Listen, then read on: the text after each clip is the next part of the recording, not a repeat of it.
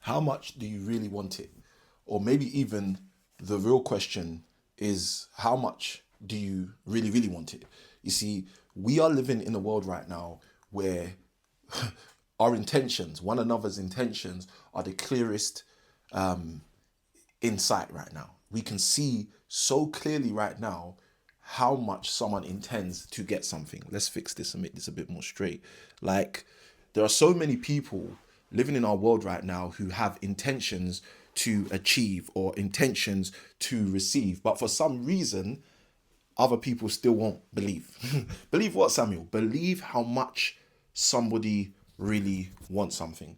Now, I don't try to talk about politics a lot, but I'm noticing that I'm speaking about political issues more and more over the last few days, probably more so because of some of the situations and cases that are occurring in our world right now, which I believe personally are unprecedented. Life's never looked like this before. Now, yes, X amount of years ago, we had people like Saddam Hussein being removed from power, but we've recently just had the head of state in Venezuela literally kidnapped. Okay. Now, whatever side you sit on in terms of whether this is right, whether this is wrong, whether it was right, whether it was wrong, I want us to take a glimpse because I'm a strong believer in working on things that you can affect, working on things that you can impact, working on things that you can have a say in. And I want us to take a moment and possibly consider or think about how much Donald Trump wanted it, that he would go and do something that many people are right now saying violates international law. Like, how much did he want it?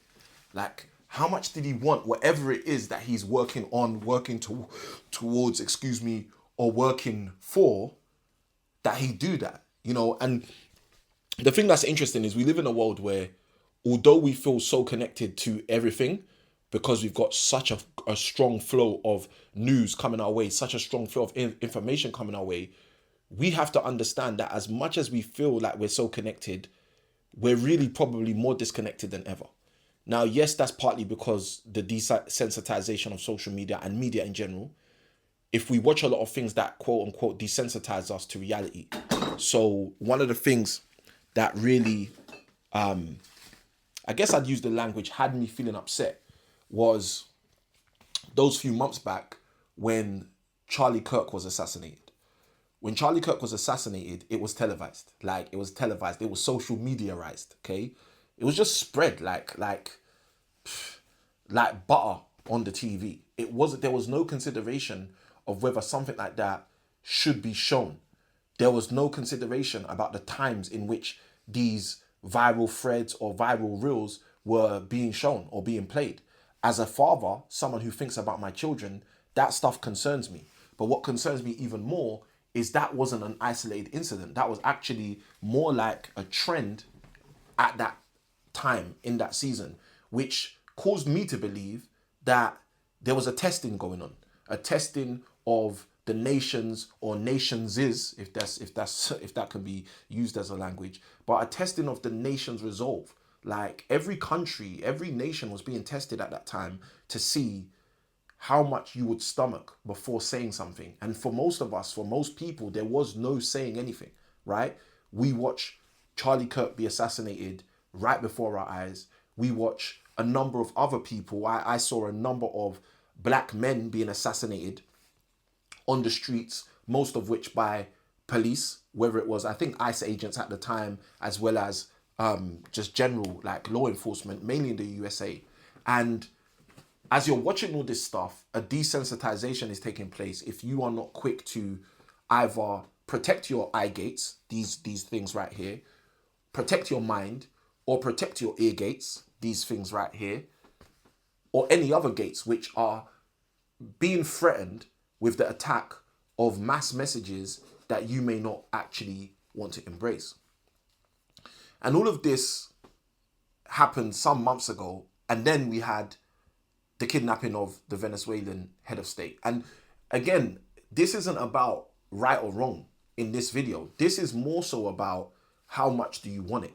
Because if we are living in a world where we are witnessing people in some of the most prestigious positions playing out their intent without regret, playing out their intent without without second guessing, like playing out their intent without a consideration about how that's going to be perceived by the world stage, or maybe more so with an understanding of how it's going to be perceived across the world stage because of their belief or desire that what they desire or what they want is way more important than how people will perceive it. How can we do anything different? Now this is not my clarion call to encourage you to now go and kidnap anybody. This is not my clarion call to encourage you to go and do anything that is in any way, shape, or form breaking the law. Like biblically, I believe we're redeemed from the curse of the law. Okay, so the law and the impending curse that comes with it of breaking it isn't upon the head of a believer. But what it is a clarion call to understand that the thing you believe in should be something worth fighting for, which is why I have to ask the question to you today: how important is it to you? How much do you really want it? Like, do you want it a little bit? Well, that's cool. That's not going to take you very far in this current landscape. That's not going to take you, that's really probably never taken anyone very far ever. But in this current landscape, even more so is it not going to take you very far. So then the question becomes, what do you do? Well, what you've got to do is focus either A, on the things you truly desire and really, really, really want, or you're going to have to take a step back and figure out what the things are that you should desire and that you should really, really want. But it's either one of those two, because outside of those two, it's going to be you pursuing something that's probably not worth you. You see, I often think about statements like the 50 Cent, get rich and die trying. Get rich or die trying, excuse me. And, what is he saying in that? He's saying that this thing is so important to him that the only alternative to achieving this thing is his life being lost. And the reason why this is so profound is because I guess if we think about some old literature, he's found a cause worthy to die for. Now, whether you and I determine that cause, money or being rich, as a viable or worthy cause to die for is another question. Again, this is not about politicizing the right or wrong around kidnapping a president or around getting rich or dying trying. This is more so theorizing around the reality of living in a world where people who may not even have the same values as you are willing to die, willing to break the law, willing to go as far as they can to do what they desire to do. And I guess like my question today is that you know, and again, not the breaking of the law, not the kidnapping, not the getting rich or dying trying, but whatever it is. Because I'm certain that there's something that you're currently working on or desire to be working on, or all your life have told yourself you one day will be working on, and for some reason you're just not working on. And the reality that we all have to face is, why is that? Or we can hide ourselves, we can procrastinate, we can hesitate, we can hide ourselves. We can engage in analysis via paralysis, or paralysis, via an analysis. But the reality is, why is that? Why is it that the thing that you most likely desire the most is the thing that you probably are working on the least? Why is that? Isn't that something we should think about? If you're someone who said to yourself, when I hit this financial milestone, I will then allow myself to do A, B, or C. If you're the kind of person who says, when I find my wife, then I'll allow myself to do X, Y, and Z. Whatever it is that we have created as our psychological stumbling block, or as our psychological handcuffs to stop us from doing the thing that maybe deep down we believe we want more than anything else. The question is, why are we doing that to ourselves? Why don't we just allow ourselves to pursue the thing that God placed in you? And like, for all intensive purposes, I believe that's purpose. I believe that's the outright manifestation of your purpose. It's the thing that God has created you to do. It's the one thing that you should be focused on doing. But the question is, why is it the one thing that very often we're not doing? And there's different reasons that we could throw out here. And my reason may not be the same as your reason. I can definitely say that because I've got a reason, because there are things that I've acknowledged and observed in my life that I'm not working on that maybe I should be working on. And there are things in my life that I'm not working on that I've told myself some excuse about why I'm not working on. But nonetheless, the fact remains, we're living in a world right now where people are doing whatever they want to get whatever it is they say that they desire or want. I'm mindful as I speak about this of the head of state in Russia, Vladimir Putin, who's at war with Ukraine. I'm mindful as I talk about this that America, the world's global superpower, is partnered right now with Israel attacking Iran. I'm mindful right now that Iran is literally giving backhand slaps to several nations which are its actual neighbors, some of which in the past have even been to some degree allies. But in this current state, in this current climate, as some Iranians have put out, as these GCC nations aid and abet the United States and or Israel, Iran is just dashing stuff at them. And this is the world we're living in. The very same world where Donald Trump says, yo, let's go get the head of Venezuela out of there. And covert ops, the guy's out of there. He's being brought to America. You know, like, I was going to say, if you would have told me this potentially could be the world I would have lived in as a child, outside of the fact, this is why I hesitated, because outside of the fact that I may not have actually had a clear understanding of all the geopolitical aspects to this, and in all fairness, I don't think I still have a clear understanding of all the geopolitical aspects to this. But let's even just throw in here the Epstein files as well, okay? And I'll just leave it at that rather than going deeper into it. That's the world that I think, if I had a clear understanding about some of the geopolitical aspects of these things, if I was told that as a child, I may have struggled to believe that we would be where we're at right now. Now, I don't know how true this is, but I recently saw that Donald Trump has invited many African leaders to a gathering in August. And in relation, let me say that, let me not say correlation, but in relation to such an invite, one of the youngest African presidents and leaders that we have right now, Traoré, has also issued a meeting to a group of leaders in July and has stated that the presence of certain individuals at the meeting he has called will determine his presence at a meeting someone else has called. And again, like, this is not about the politicization of whether it's right or whether it's wrong. Everybody's playing chess in the way they know how to play chess, which unfortunately really means for those who don't know how to play chess, they may be playing drafts, okay? And for those who know how to play chess, they may be grandmasters playing chess whilst playing children who are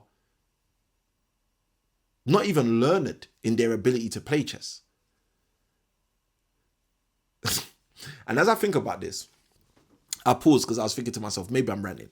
But as I think about this, and maybe I'm ranting, you let me know in the comments below. But as I think about this, it really just causes me to ask that question of myself and of you.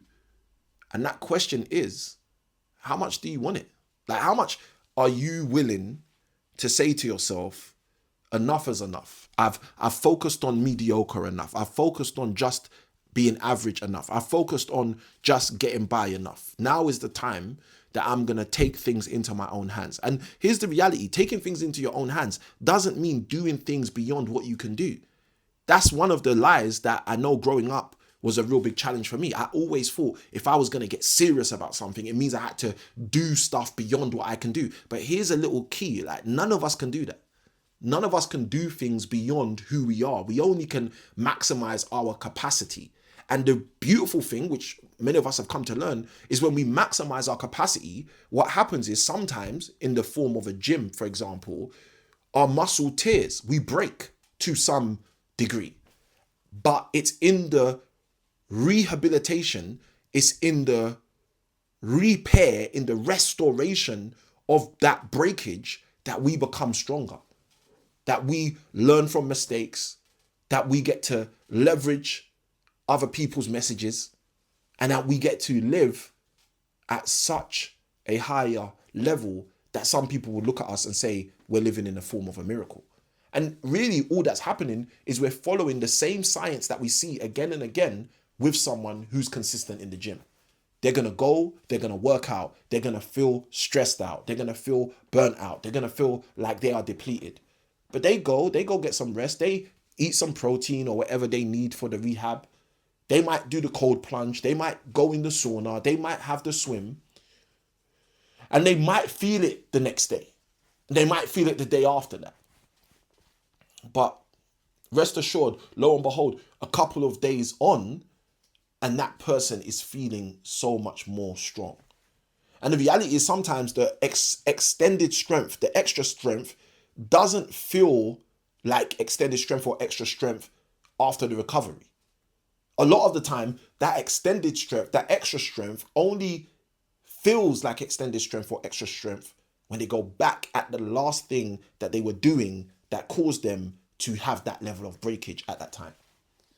And they go back and let's say it's someone doing bench pressing, they lay on the bench and it's the same weight that maybe if they did 10 last time, they see themselves now comfortably doing 11 or 12. It's, let's say, if you're someone who does marathons, for example, it's the same person that from doing the 5K now sees themselves feeling just that much more energized at the end of the next 6K and saying to themselves, you know what? There's levels to this. There's levels to this. There's levels to this. There's levels to how much you want it. And the reality is if you're not even playing on level 1, then you have to understand your game hasn't even begun. There's levels to it. So I wanted to do this video today to encourage you, whilst also ask you, in the current climate that we see ourselves in with Ukraine, with Russia, with Iran, with America, with Israel, with all of these things going on with Venezuela, with the conversations about Panama, with the immigration conversation, with all of the things that are taking place in the world, how much do you desire it? How much do you want it? Because if you're just going to sit back, relax, and watch as the people who truly desire it and truly want it go for it and go get it, and you're not even going to think to yourself, okay, who can I connect with that may want what I want as well? Or who can I learn from that may be able to show me how to acquire and achieve and receive the things I want? Or who can I, like, even if you're a combative, non-collaborative individual, right? What one thing can I do might be your question. What one thing can I do to shoot the flare in the air, to raise the sound, the clarion call that I'm going in and I'm going in with my all? How much do you want it? Because if you have a spouse in your house, I hope even if you don't want it enough for you, you want it enough for them.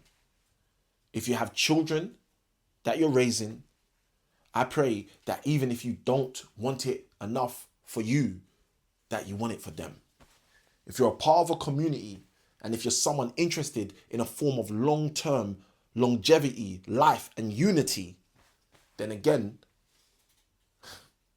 my prayer is that if you don't want it enough for you, please at least want it enough for them. This is Sammy I Can Win. I'm signing out. If you got value from this video, let me know in the comments below. Good day. God bless. Let's win. Let's go.